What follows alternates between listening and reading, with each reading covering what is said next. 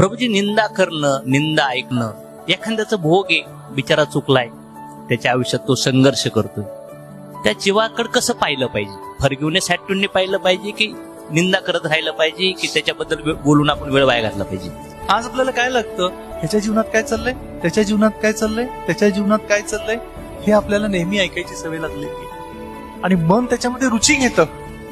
दुसऱ्यांच्या जीवनात काय चाललेलं आहे ही चर्चा करण्यामध्ये आपल्या मनाला आनंद वाटतो. म्हणून तिथे आपण रम्मान व्हायचं नाहीये.